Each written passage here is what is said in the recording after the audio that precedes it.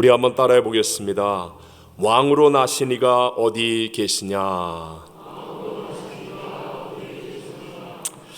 오늘 성탄 주일 예배하는 우리 사랑하는 모든 성도님들에게 또 가정 위에 하나님의 은혜와 평화가 넘쳐나게 되시기를 주님 이름으로 축원합니다.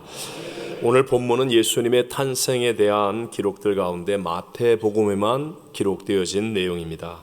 아기 예수님이 아직 베들레헴에 있을 때에 동방으로부터 박사들이 별의 인도를 따라 예루살렘에 와서 당시의 유대의 왕이었던 헤롯 왕을 만났습니다. 헤롯은 원래 유대인이 아니라 이두메인, 즉 에서의 후손인 에돔인이었습니다. 그런 그가 유대의 왕이 되기 위해서 이두메인 출신인 자신의 아내와 이혼하기까지 하고 유다의 왕가 출신 여인과 결혼을 했습니다. 그는 외적인 업적을 쌓으려고 노력을 참 많이 했는데요. 특별히 헤롯 궁전과 예루살렘 성전을 비롯한 여러 건축물들을 많이 남겼습니다. 하지만 이 사람은요, 자기 왕권을 위해서는 자기 아내와 장모를 살해하고 심지어는 장남, 둘째, 셋째 아들도 죽인 사람으로 결국 자신도 신경과민과 공포심으로 비참하게 죽고 말았습니다. 이런 헤롯 왕에게 유대인의 왕으로 나신 이가 어디 계시냐라는 질문이 여러분 반가운 질문이 되겠습니까? 결코 아니었다는 것이죠. 헤롯 왕은 즉시로 모든 대제사장들과 서기관들을 모아서 큰 소동이 날 정도로 그리스도가 어디서 나겠느냐 물었고, 이미 700년 전에 미가 선자를 통해 예언된 말씀에 따라서 베들레헴에서 나심을 알게 됩니다. 우리 미가서 5장 2절을 같이 읽어보겠습니다. 베들레헴 에브라다야, 너는 유다 족속 중에 작을지라도 이스라엘을 다스릴 자가 내게로 나올 것이라. 그의 근본은 상고의 영원에 있느니라. 그래서 이제 동방 박사들에게 베들레헴에 가서 메시아를 찾으면 자기에게도 알려주어서 나도 가서 그에게 경배하게 하라라고 일렀습니다.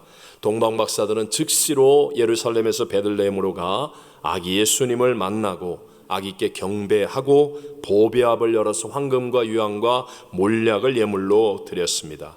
그 경배 후에 꿈에 하나님의 경고를 받아서 헤롯에게 돌아가지 않고 헤롯에게 아무 말도 남기지 않고 다른 길로 귀국을 하지요. 그리고 그들이 떠난 후에 주의 사자가 요셉에게 나타나 마리아와 아기 예수와 함께 애굽으로 피신을 떠나게 했습니다.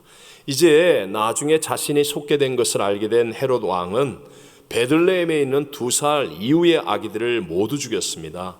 대략 인구 대비로 보았을 때 20명에서 30명 정도의 아기들을 살해하는 정말 끔찍한 일을 저지른 것이었습니다.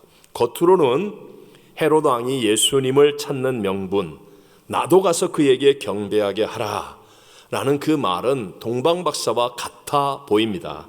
그런데 도대체 무엇이 달랐기에 이렇게 엄청난 결과의 차이가 생기는 것이겠습니까? 오늘날도 온 세계 사람들이 겉으로는 같은 성탄절을 맞이하고 있지만 속으로는 달라서 어떤 사람은 동방박사와 같을 수도 있고 또 다른 어떤 사람은 헤롯 왕과도 같을 수가 있다는 것이죠. 그렇다면 나는, 또 우리는 헤롯 왕과 같지 않고 동방박사와 같이 아기 예수께 경배하고 보배압을 드릴 수 있는 믿음이 되어야 하지 않겠습니까? 오늘 성탄에 주님을 경배하면서 왕으로 나신 이가 어디 계시냐라는 제목으로 이 시대를 살아가고 있는 저와 여러분에게 주시는 2가지 은혜를 함께 나누고자 합니다. 첫 번째, 내 인생의 왕이 누구인가에 따라서 이렇게 헤롯 왕처럼 될 수 있고 동방박사처럼 될 수도 있는 달라짐이 일어난다. 다시 한번, 내 인생의 왕이 누구인가에 따라, 누구의 인생? 내 인생의 왕이 누구인가에 따라서 이렇게 달라진다는 것입니다. 자, 왜 헤롯 왕은 나도 가서 그에게 경배하게 하라라는 그의 말과는 다르게 예수님을 경배하지 못했습니까? 그것은 예수님을 자기 인생의 왕으로 모시려고 하는 마음이 아니었기 때문이었습니다. 여러분, 누구든지 자기 인생의 주인은 둘이 될 수는 없습니다. 내가 왕이 되어 있는데 다른 사람이 나타나서 왕이라고 한다면 둘 중에 하나는 물러나야 합니다. 헤롯 왕은 자기가 왕이 되어 있는 사람으로 결코 예수님을 왕으로 받아들일 마음이 없었습니다. 그러니까 예수님의 탄생에 대한 정확한 정보, 사실, 모든 것을 알고 있었지만 경배할 수는 없었다라는 것이죠. 이것은 당시의 대제사장들과 유대인들도 그리고 서기관들도 마찬가지였습니다. 마태복음은요, 유대인들에게 왕으로 오신 예수님을 설명하기 위해서 쓰여진 책입니다. 그런데 정작 유대인들은 예수님을 왕으로 모시려고 하지 않고 예수님을 왕으로 경배한 사람들은 동방박사들 이방인들이었습니다. 유대인들은 말로는 메시아를 기다린다고 했지만 자기 인생의 왕은 여전히 자기 자신이었기 때문입니다. 자기의 신학적 지식이나 종교적인 업적이 이미 왕의 자리에 있었습니다. 남들보다 조금 더 나은 도덕적인 우월감 또는 선민의식 아니면 세상의 힘과 권력이 이미 자기 마음의 왕의 자리에 있었다는 것입니다. 이것은 오늘날 우리들에게도 마찬가지 아니겠습니까? 성경은요, 모든 죄가 나오는 곳이 바로 내 마음이라고 말씀하고 있음을 잊지 않아야 합니다. 조금 길지만 마태복음 15장 16절로 20절을 같이 한번 읽어봅니다. 예수께서 이르시되 너희도 아직까지 깨달음이 없느냐? 입으로 들어가는 모든 것은 배로 들어가서 뒤로 내버려 주는 줄 알지 못하느냐? 입에서 나오는 것들은 마음에서 나오나니 이것이야말로 사람을 더럽게 하느니라. 마음에서 나오는 것은 악한 생각과 살인과 간음과 음란과 도둑질과 거짓 증언과 비방이니 이런 것들이 사람을 더럽게 하는 것이요 씻지 않는 손으로 먹은 사람을 더럽게 하지 못하느니라. 아멘.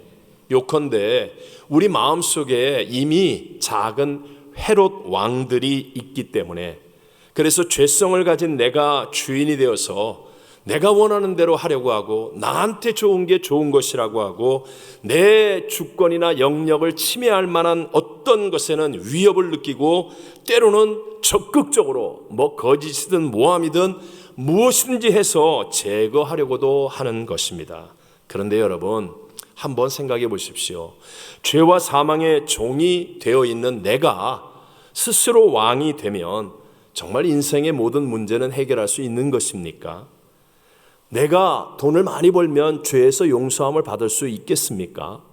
내가 권력을 가지거나 유명한 사람이 되어지면 정말 가난과 질병의 두려움에서 또는 사망의 짐을 정말 벗을 수 있는 것이겠습니까? 아니라는 것입니다. 높은 자리에 있고 돈을 많이 벌고 유명한 사람들이 더 힘들어하고 고통받는 것 우리 보지 않습니까? 결국 헤롯의 비참한 죽음처럼 왕이었던 사람, 모든 권력을 쥐고 있는 사람, 많은 것을 가진 사람이라도 비참한 죽음 앞에 무릎을 꿇는 것처럼 우리 인간 스스로의 힘으로는 구원도 용서도 영생도 자유도 누릴 수가 없을 뿐만 아니라 결국 영원한 심판을 받아 지옥에 갈 수밖에 없게 된다는 것이죠. 그래서 하나님은 우리를 근본적으로 살려주시기 위해 독생자 예수님을 이 세상에 보내어 주셨습니다. 우리 함께 요한일서 4장 9절과 10절을 읽어보겠습니다. 하나님의 사랑이 우리에게 이렇게 나타난 바 되었으니 자기의 독생자를 세상에 보내심은 그로 말미암아 우리를 살리려 하심이라. 사랑은 여기 있으니 우리가 하나님을 사랑한 것이 아니요 하나님이 우리를 사랑하사 우리 죄를 속하기 위하여 화목제물로 그 아들을 보내셨음이라. 아멘. 이 땅에 육신을 입고 오신 예수님은 하나님과 우리 사이를 가로막고 있는 죄의 짐을 다 짊어지시고 십자가에서 우리를 대속하시는 화목제물로 죄도 없고 흠도 없고 그 거룩한 하나님의 아들 예수님께서 다 이루었다 하시며 죽으셨습니다. 그래서 죄의 값 사망을 지불하고 그 예수로 말미암아 우리 인생의 죄 사함의 길이 열려지게 된 것이죠. 그 예수님 때문에 용서를 얻게 되고 구원을 받게 되고 영생 천국을 얻게 된 줄로 믿습니다. 물론 2000년 전 그 시대에 베들레헴의 마구간과 똑같지는 않겠지만, 제가 이 설교를 준비하며 그 옛날 남미의 마구간에서 한 반나절 정도 쏟아지는 비를 피해서 이렇게 머문 적이 있었습니다. 그래도 나름 이렇게 신식으로 지어진 그런 마구간이었는데요, 정말 그 역겨운 냄새가 얼마나 지독했는지 막 이렇게 느낌이 있는 것 같습니다. 그 냄새나는 곳에 계속해서 머문다는 거 결코 원할 수 없는 일이고요. 만약에 거기에 눕는다면 그건 상상조차 할 수 없는 일입니다. 그런데 마리아는 그 마구간에서 예수를 낳았습니다. 예수님은 그 마구간 말밥통에 누이셨습니다. 이것은 측량할 수 없는 하나님의 사랑, 우리의 상상과 우리의 그릇으로는 감당하기 어려운 하나님의 은혜로 저와 여러분이 어떤 곳에 있을지라도 우리를 구원하실 수 있다는 하나님의 사랑의 표현인 줄로 믿습니다.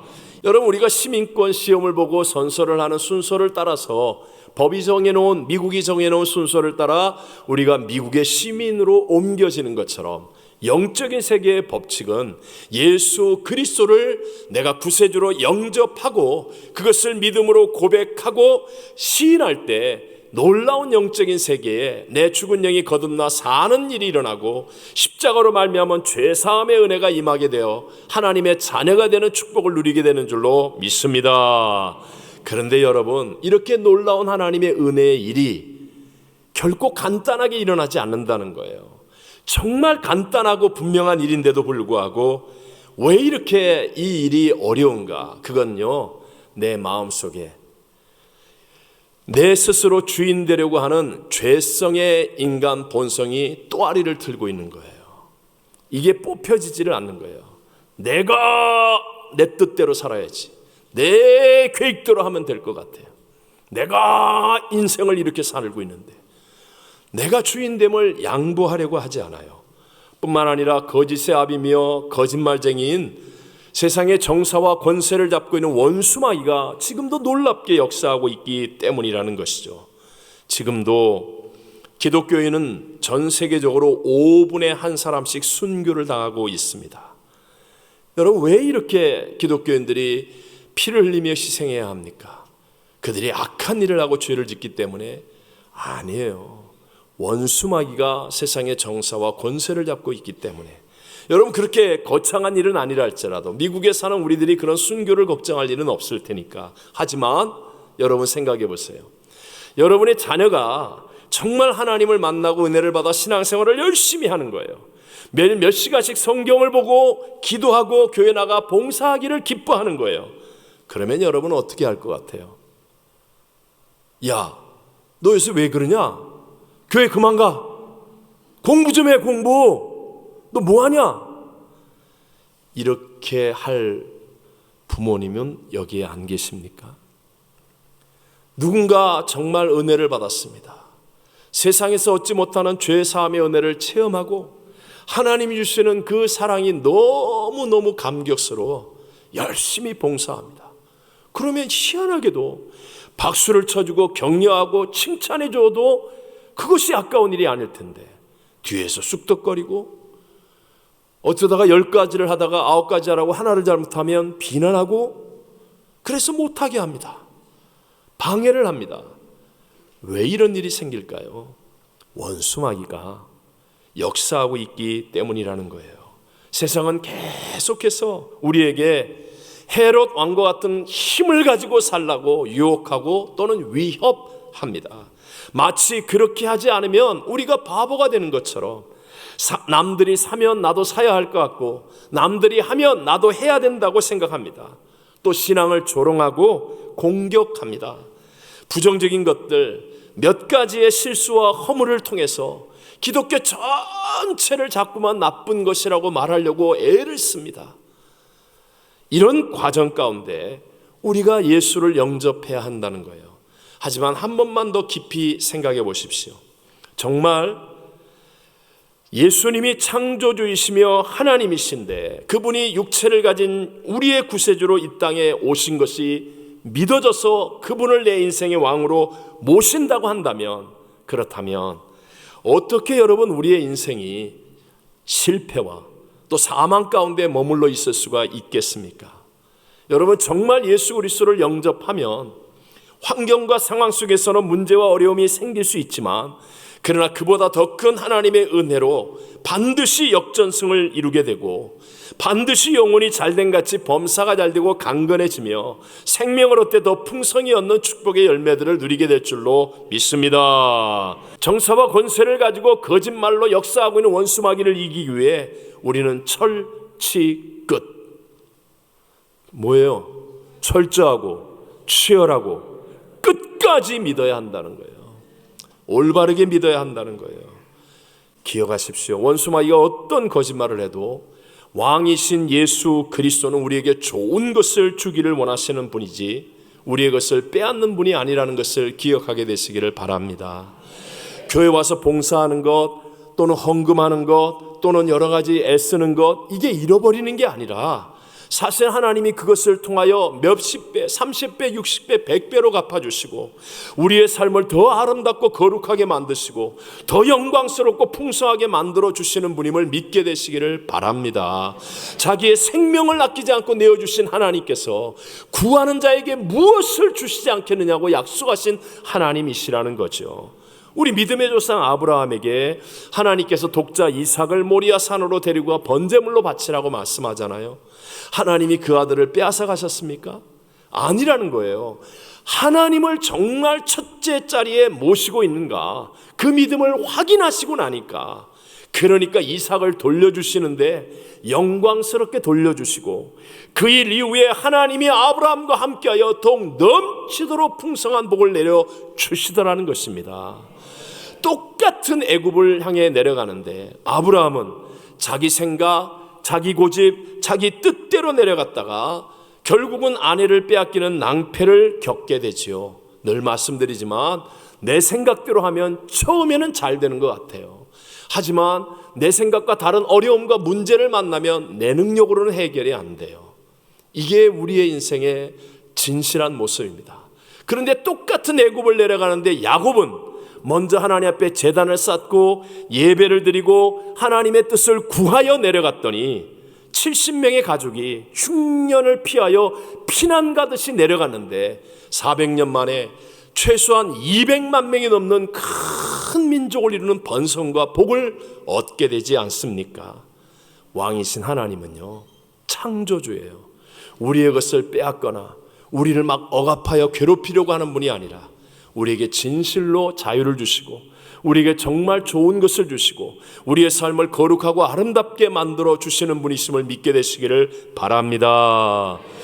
두 번째 우리가 확인해야 될 것은요, 외모와 크기로 보지 않고 내면의 본질을 볼 수 있는지를 확인해야 됩니다. 무엇으로 보지 않고 외모와 크기로, 무엇으로 볼 수 있어야 돼요? 내면의 본질을 볼 수 있어야 한다는 거예요. 자, 인류의 왕으로 오시는 예수님인데 그분은 가장 작은 고을 베들레헴의 마구간 말밥통에서 태어나신 아기 예수로 오셨습니다. 얼마나 작고 보잘것없습니까? 또 요셉과 마리아가 난민처럼 애굽으로 피난을 가야 했고요. 끝내고 돌아와서 살았던 곳은 천민들의 마을인 나사렛에서 사셨습니다. 그래서 예수라는 이름 앞에는 나사렛 예수라고 하죠. 빌립이 나사렛 예수가 구세주라는 사실을 전하며 와 보라고 할 때 나다나엘이 뭐라고 얘기합니까? 나사렛에서 무슨 선한 것이 날 수 있느냐, 이렇게 대답을 합니다. 그 정도로 나사렛은 크기와 외모에 있어서 왕권과는 너무나 거리가 먼 장소였습니다. 예수님은 어떤 학문적 자격증이나 아니면 사회적인 지위도 없었습니다. 외모와 크기로 본다면 정말 보잘것없어 보였지만 그러나 그분의 본질, 그분의 내면은 보이지 않는 하나님의 본체였고 그리고 죽기까지 말씀을 순종하신 우리들의 구세주이셨습니다. 동방 박사들은요, 바로 그런 외모와 크기가 아니라 별의 인도와 성경의 말씀대로 베들레헴에 와서 그 아기 예수를 경배할 수 있는, 본질을 볼 수 있는 사람들이었다는 거예요. 우리 한번 보세요. 우리가 잘 아는 유명한 골리앗이 이스라엘을 괴롭힐 때 하나님은 그를 처리하기 위해서 쓰신 사람이 누구예요? 골리앗보다 더 큰 거인이나 골리앗보다 더 뛰어난 어떤 무술의 달인이 나온 게 아니라 오히려 그에게 비웃음을 샀던 어리고 작은 목동이 나와야 했습니다.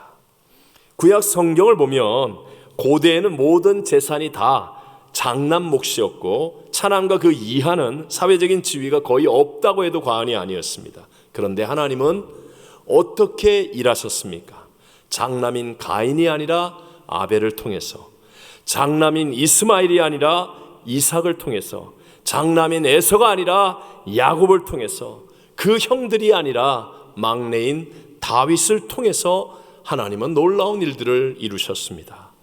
외모와 다산의 능력이 있는 젊은 하갈이 아니라 이미 경수가 끊어진 늙은 사라를 통해서 하나님은 역사하셨습니다. 하나님이 택하신 여자들, 리브가, 한나, 이름도 없는 삼손의 어머니, 세례요한의 어머니 엘리사벳, 모두가 다 아기를 낳을 수 없었던 그 시대의 최고로 약한 사람들이었습니다. 외모와 크기가 아니라 내면의 본질인 믿음을 보시고 하나님의 놀라운 일들은 일어나게 된 줄로 믿습니다. 생각해 보십시오. 우리 하나님은 죽은 자를 살리고 없는 것을 있는 것처럼 부르실 수 있는 전지전능하신 분이십니다. 그분에게 우리의 능력이 무슨 상관이 있겠습니까?